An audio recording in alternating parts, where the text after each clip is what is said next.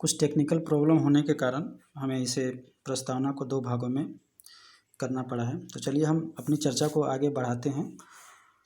हमने अभी संपूर्ण प्रभुत्व संपन्न के बारे में चर्चा कर चुके थे पिछले वीडियो में, कि जिसमें कि आंतरिक और बाह्य दोनों मामलों में हम अपना निर्णय लेने में सक्षम हैं। उसके बाद में हम समाजवादी शब्द की व्याख्या करते हैं। जो समाजवाद है भारत का, ये लोकतंत्रात्मक समाजवाद के सन्निकट है। जो हमारा समाजवाद है ये लोकतंत्रात्मक समाजवाद के निकट है। देखिए, पश्चिम के देशों में भी समाजवाद है, लेकिन वहाँ पे संघर्ष के दौरान जो समाजवाद की प्राप्ति हुई है, संघर्ष के बाद में प्राप्ति हुई। लेकिन जो हमारा समाजवाद है यह हमें संविधान में प्रदत्त है, हमें संविधान में मिला है। ठीक है ना। देखिए, पहले बहुत पहले आपने पढ़ा या सुना होगा कि जो कम्युनिस्ट वाले थे वो, उनकी बहुत धांधली चलती थी देश में। जैसे उन लोग का क्या होता है, मत क्या है कि जैसे अमीरों के पास कुछ है उसको छीन करके गरीबों को दे दो। लेकिन जो हमारा संविधान है ऐसा नहीं है। हम तो समाजवाद की बात करते हैं, लेकिन जो सामाजिक और निजी क्षेत्र है, जो सार्वजनिक और निजी क्षेत्र है, उसके सह अस्तित्व की बात करते हैं। उसके हम सह अस्तित्व की बात करते हैं, तभी तो हमारा मिश्रित अर्थव्यवस्था है। और ये जो समाजवाद की जो परिकल्पना है, जो नेहरू का समाजवाद है, उससे काफ़ी हमारा मेल खाता है। ठीक है ना। उसके बाद में पंथ निरपेक्ष पे हम चर्चा करते हैं। देखिए, जब 42वां संविधान संशोधन 1976 में आया तो इसमें पंथ निरपेक्ष शब्द को जोड़ा गया। इंग्लिश में सेकुलर शब्द को जोड़ा गया। जब उसका अनुवाद किया गया हिंदी में तो धर्म निरपेक्ष नहीं किया गया, पंथ निरपेक्ष किया गया।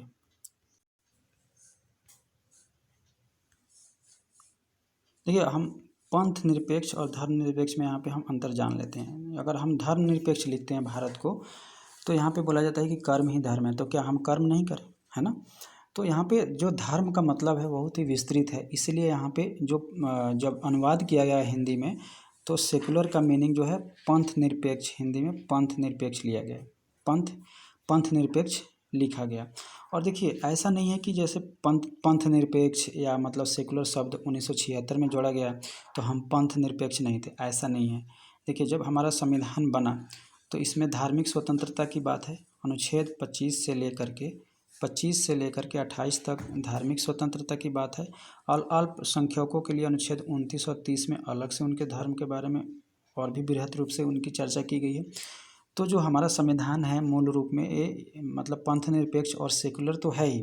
और जिन्होंने संविधान बनाया उनका जो ध्येय था, उनका जो मंतव्य था वो यही था कि जो हमारा देश बने वो पंथ निरपेक्ष बने, सेकुलर बने। लेकिन ये अलग से 1976 में जोड़ दिया गया। लेकिन इसका कतई ये मतलब नहीं है कि हम पंथ निरपेक्ष पहले से नहीं थे। यहाँ से तो सदियों से सर्वधर्म समभाव की बात होती है और सभी लोग मिलकर रहते हैं और विविधता में एकता की बात होती है। ठीक है ना। ये समझ गया। उसके बाद में हम लोकतंत्रात्मक की बात करते हैं। तो लोकतंत्रात्मक आप लोग समझते हैं कि जहाँ पे चुनी हुई सरकार हो, जनता के द्वारा चुनी गई सरकार हो। उसके बाद में गणराज। देखिए, गणराज का मतलब यहाँ पे क्या है कि जो प्रमुख होगा, जो हमारे देश का जो हेड होगा, वह वंशानुगत नहीं होगा। ठीक है, इसको समझिएगा।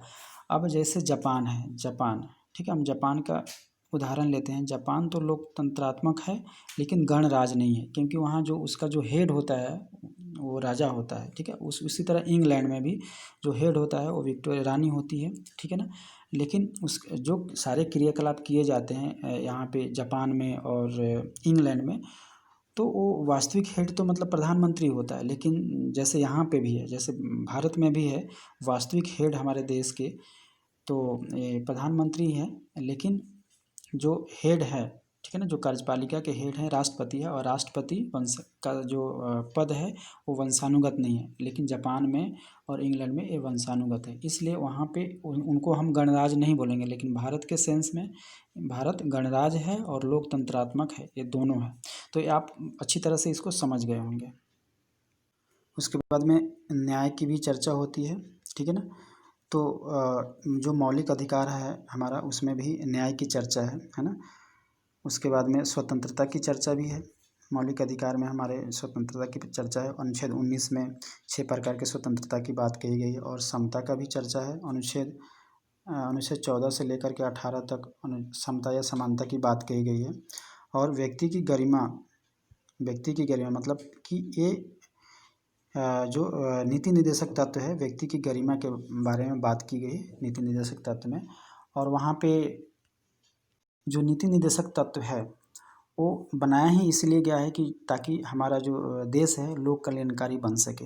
तो यहाँ पे व्यक्ति की गरिमा की बात कही गई और है भी ऐसे। अभी देखिए, अभी सरकार ने one nation one ration card लागू किया है। तो ये व्यक्ति की गरिमा के लिए ही तो किया गया, ताकि मजदूरों, जो दबे कुचले लोग हैं, मजदूर और गरीब हैं, उनका उत्थान हो सके। ठीक है, राष्ट्र की एकता एवं अखंडता। ठीक है, इसका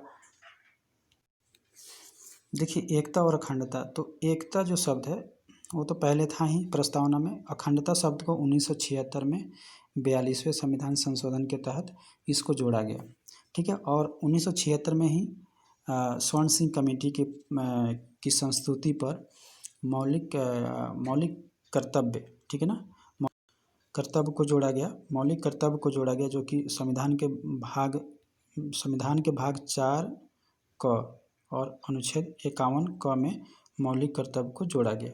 तो उसमें मौलिक कर्तव्य में राष्ट्र की एकता और अखंडता को अक्षुण्ण बनाने रखने के लिए उसमें प्रावधान किया गया, और बंधुता शब्द को भी जोड़ा गया उसमें मौलिक कर्तव्य में, कि हमें ऐसे काम करने चाहिए जिससे कि लोगों के बीच में बंधुता को बढ़ाया जा सके। ठीक है ना। तो इस तरह से आपने सारे शब्दों को अच्छी तरह से समझ लिया। चलिए इतना ही। और आप लोग चलिए इस वीडियो को ख़त्म करने से पहले हम थोड़ी सी और चर्चा कर लेते हैं कि ये जो संविधान है, ये संविधान जो है ये जो प्रस्तावना है, ये संविधान का अंग है या नहीं, इस पर हम चर्चा करें। देखिए 1960 में बेरोजगारी संघ मामला आया था। इसमें जो है सुप्रीम कोर्ट ने इसमें प्रस्तावना को संविधान का अंग नहीं माना।